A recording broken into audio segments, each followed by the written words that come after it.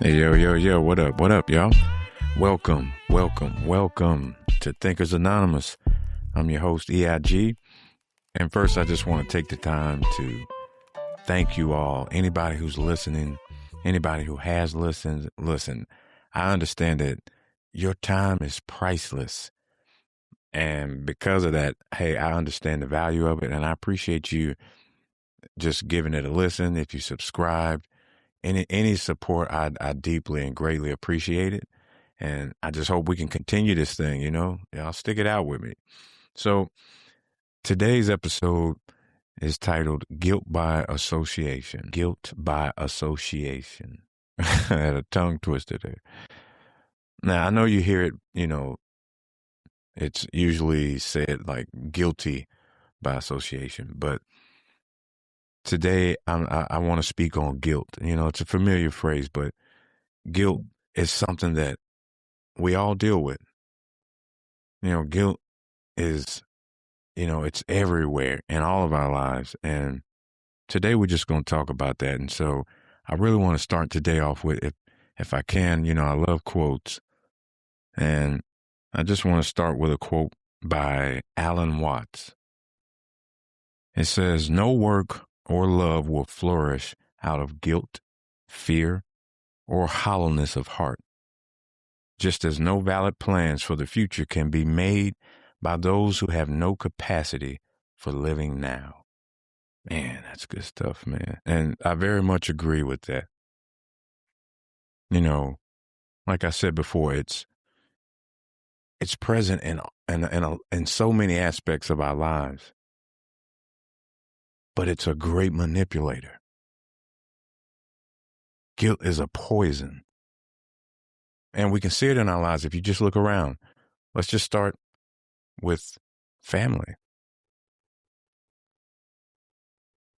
In family, if someone starts becoming distant, or they're just, they're moving different, not like y'all used to, maybe times ain't like it was when y'all was, doing what you was doing. We'll use guilt in hopes that we can kind of turn them back to that. When we do see them, we got more to say about how I don't see you with such negative energy and like you're angry. And I get it, truth. I understand it. That's a loved one. Like, hey, I love you. I want to see you. But we'll use the guilt as a means, as a manipulator to really kind of make them feel bad about doing what they're doing or choosing to do what they're doing with their life. And y'all, we got to stop using the family card. We got to stop using that card as authorization to just judge and bombard our family. I get it. We're close with family. They know the secrets. They know the past. They know a lot. They know your tendencies. It's family. But that's not an excuse to not respect space and to not respect choices. Now, that's a hard pill to swallow. I get it. But a lot of the times that's a wedge. Just because your family don't mean you just can pop up on your family. I mean, I'm just saying, you would show that respect and maybe call, hey, coming through there. But with family, sometimes you may feel that, hey, well, I ain't got to call. And it's cool to check up on each other, and I'm not saying that. That's, hey, let's check in, check up on, call. I'm just saying when we do things where we'll use that as an excuse to really give our opinions when it's not asked for. That's a big one. Somebody, you can see them going through something and you just give them your opinion on about what they're doing. Now, if they ask for your advice, hey, let's go, by all means. And if you feel there's some wisdom that needs to be shared, something to keep somebody from harm or danger, please share. But a lot of the times we're bombarding because we can say, hey, well, I'm your family, so I got a say on what's going on in your household. And we need to show that respect. That same respect that we would show to someone we don't really know that close, we need to give that and much more to our family.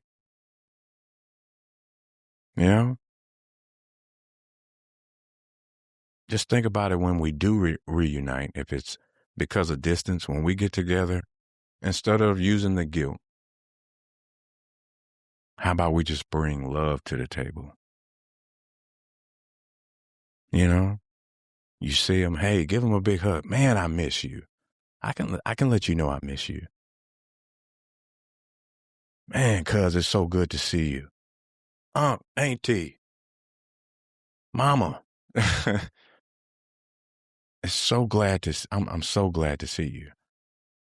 I let my appreciation and my love for you be the motivator for me if there's anything to be used, and not guilt.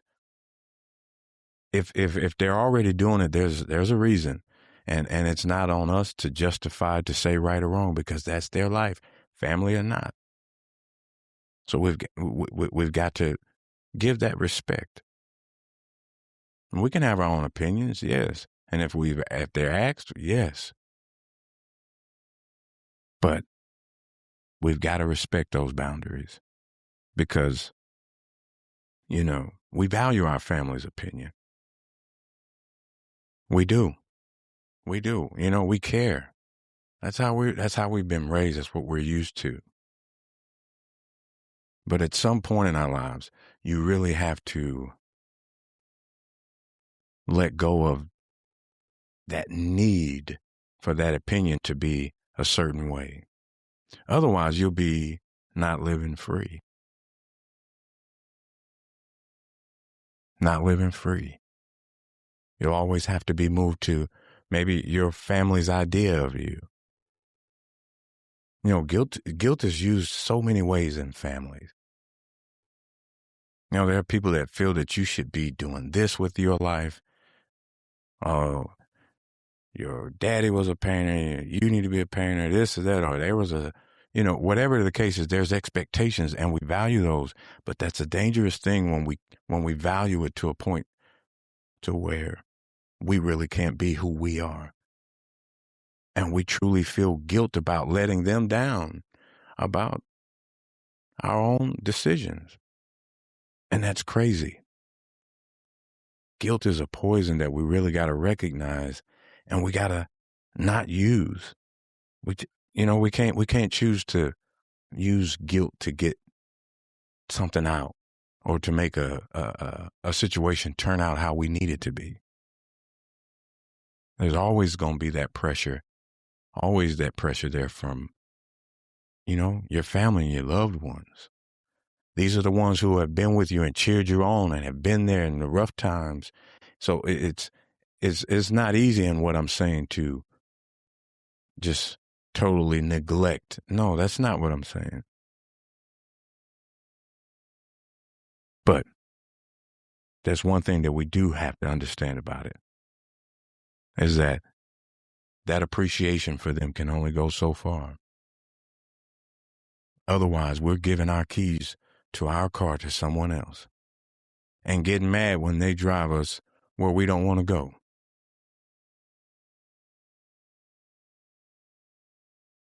And we love the payback game. When we use guilt as a manipulator, when we use that, we really feel good when we see somebody get, we want them to feel bad. If they offended us, or we didn't agree with something of theirs, we really want them to feel bad about it. That's the reason we do a lot of the things that we do. We want them to feel bad about choices that they made that we didn't agree with. That's crazy that we, with our own mind, our own lives, want someone else to feel a way about something that they did. And when you think about it that way, we see really, hey, we're doing this to ourselves. These are games we play on our own minds. And when it comes to this guilt thing, we've got to make sure that we're not on either sides of the fence when it comes to this. And that's these two sides with guilt, the manipulator or being manipulated. You know, the manipulator is going to use guilt. It's going to use guilt to make sure somebody feels something we want them to feel so that they do something that we want them to do. Or make sure that we let them know you let me down. And that hurt. And so we try to use that to really make an outcome become what we would like. And there's others and other situations where, you know, being manipulated, the other side is you're being manipulated by guilt. And that guilt is guilt into not being you. We see that a lot in family where there are things that you want to do that you don't do because in fear of some response or how they're going to feel. You know, you don't, maybe there's even in showing up to certain things. Sometimes you don't have it in you. Sometimes it's not a good time. And out of guilt, you push through and do something and you feel horrible doing it. It wasn't an enjoyable experience. Sometimes the pressures from our close friends and family is that pressure to not be let's not be what they're not expecting, right? You know, like if I've always been this way, maybe I'm the goofy one, and as the years go, I'm not goofy anymore. You know, maybe that personality has changed. Maybe I've gone through some things in life, and when you come around, people will let you know, hey, you're not you. You're not the same you, right? And that's okay for them to express and see, hey, you're different. But it's when you let that manipulate you to where maybe now you're trying to force yourself to be what they're used to seeing you be, if that makes sense. Guilt is, oh man, it's such a negative vibrating emotion. It's a destroyer. There's nothing good that comes of it. I mean, I can't think of any. Other aspects, relationships.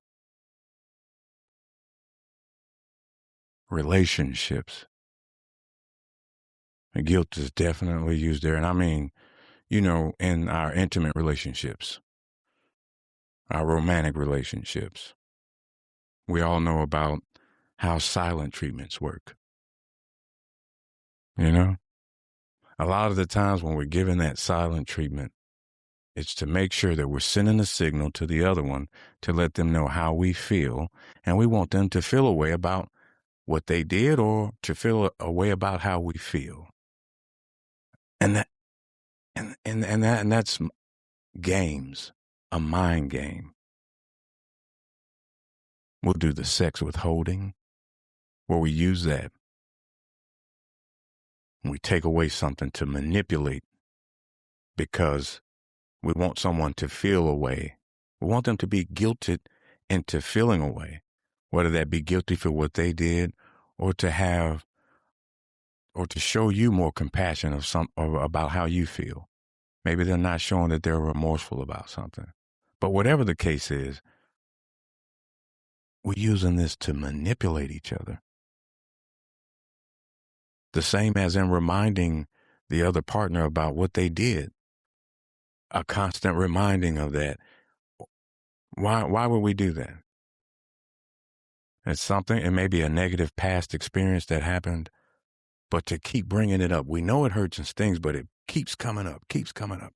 Or one person may be wanting to bring it up all the time. Why? Because we're wanting someone else to feel something. Maybe we're wanting them to feel what we feel. But that's not the way to go about this. That's not right. That's not healthy thinking. That's not good for us. If it was really as bad as what we say, if they did something to us, if it's really as bad as we say or that how we portray it is, why not leave? Why not get out of the relationship? It ain't that easy. We're not really going to do that. We're not really going to leave. Which means we're doing these things to make sure that you feel a way or to make each other feel a way. We want a response. These are all games. And we're using guilt as a manipulator because we want somebody to feel bad. We want them to feel bad about what they did. And that's crazy.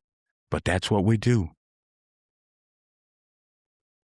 Which, by the way, is never our business. It is never our business about someone feeling a way about anything. That's not our lane. A lot of things we do, we're doing out of manipulation to make sure that person feels something or to feel a way. But that's not healthy. It's never our business. Ever, ever, never. If you're religious, they say it this way: hey, vengeance is mine, saith the Lord. It is not yours.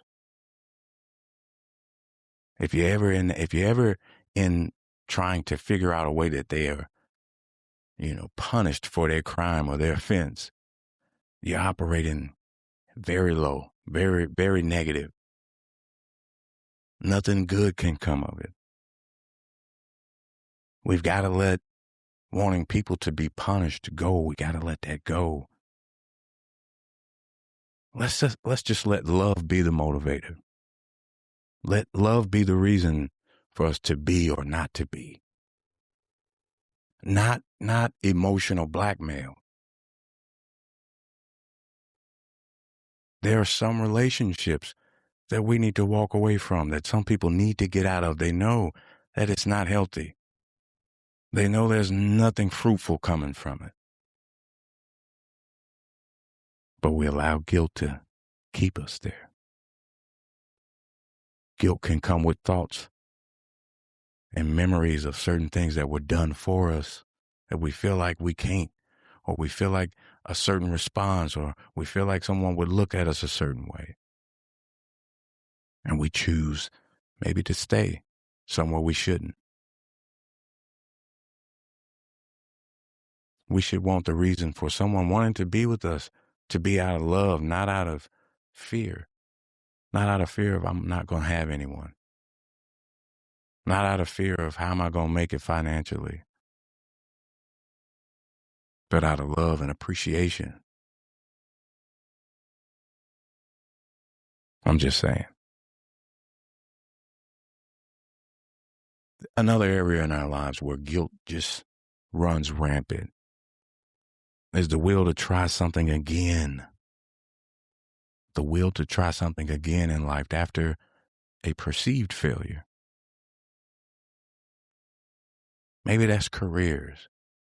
You know how many people haven't reached or shot for the career they really want and they dreamed of in their hearts, and maybe had all the tools to do, but because of guilt out of maybe failing something along the journey to that. Maybe they got a job in that field that was a very horrible experience, and after feeling guilt, it can kill that drive and that will to ever want to try it again. There's some that want to get back in school, but will never try, have never tried, from some guilt of maybe choices before. Maybe we failed at school before more than once, maybe just once. But guilt comes and kills it instantly. Maybe there are places in life that you want to even live and move to. But you say, guilt, how from that? Well, from close loved ones, their opinions of maybe you tried that before. You know, some of us have moved away. It didn't work out. You know, certain family members and friends are going to be talking if you come back. And then let's say you get that urge or that opportunity, or you hear, you know, you hear that there's opportunity somewhere else and you want to try it again. Guilt could come and kill that, where you wouldn't want to do it. You wouldn't try it. All from knowing that, well, maybe what if you fail at this again? What are they going to think? What are they going to say this time? Guilt can kill it.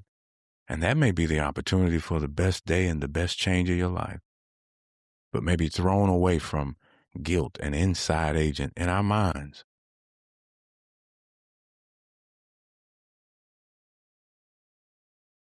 Dreams that we've had.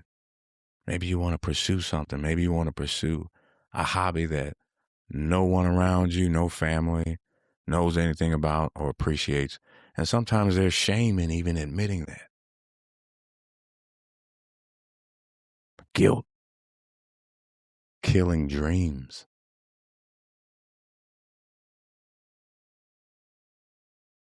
Our care about people's opinion. There's a level of detachment that we've got to embrace in order to be free and to move forward in life like we really want to. Now, if we want to live someone else's life, fulfill someone else's story of our life, then yes, by all means, check the comments.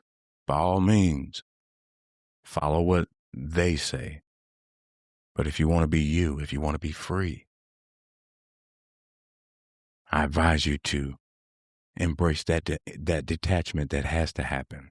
And that's not a detachment as in a separation from you, but that detachment in the need for approval, that detachment in my desire to judge or for you to judge, a detachment in the sense that I'm complete within to where I never have to look down on you. I never have to go to a low vibrating state with you. And on and on. I can get carried away. There are a lot of things that we should pull away from in life. A lot of things that we know and feel in our hearts that we should maybe stop. Maybe we should cut off. Maybe certain people. Maybe certain directions that we know, that we feel in our hearts, or that we hear from God, or whatever the inspiration is that we hear or we feel or we see. Guilt can come and snatch it. So I invite us to look inward and to see and to recognize truly where guilt lies, truly to see where it's affecting us. And we have to know that there's nothing good from it. Nothing. And if nothing is good from it, it has no value. And something with no value that can tear apart families is crazy. It's crazy to have that around when it has the potential to destroy, but never to replenish. Excuse me. And never to replenish. I'll read this last quote. This last quote says, "Guilt upon the conscience, like rust upon iron, both defiles and consumes it, gnawing and creeping into it, as that does which at last eats out the very heart and substance of the metal." Wow. Guilt eats away like a cancer at dreams, relationships, experiences. Let's recognize what it is Let's recognize what it is and know that it has no value, serves us no purpose. There's some people that feel that, yes, guilt is necessary to make people change. But we don't have to use punishment. We don't have to use fear. If we want to offer anything, let it be love. Let it be acceptance. Let it be high vibrating emotions that serve us, that can replenish us, that can heal us. Help us change our view of life. Help us change our views of ourselves. Let's not let guilt be a cancer in our lives. We have a choice. We have a choice. And if we're always willing to look inward, if we're always willing to look at ourselves, we'll recognize it. And through time, it'll get easier and easier to see it. This isn't magic abracadabra where you hear something and these things are uprooted. No. But if we start here, we're recognizing of how we can be manipulators. If we can look and see how we're being manipulated by negative thoughts, by others. If we can do this collectively, we can change our lives. We can change this world. We've got to keep our eyes off one another and always inward. So today I leave with you this message. Guilt serves you no purpose. It's a tree that bears no fruit, but can cost you everything. I pray that you choose to today kick guilt out. That you choose today to be done with guilt, to be the manipulator or to be manipulated, either or. As we elevate in life, as we elevate in our minds, let us understand that we always have to look inward. Always look inward. And God will do the rest. I love y'all. Peace.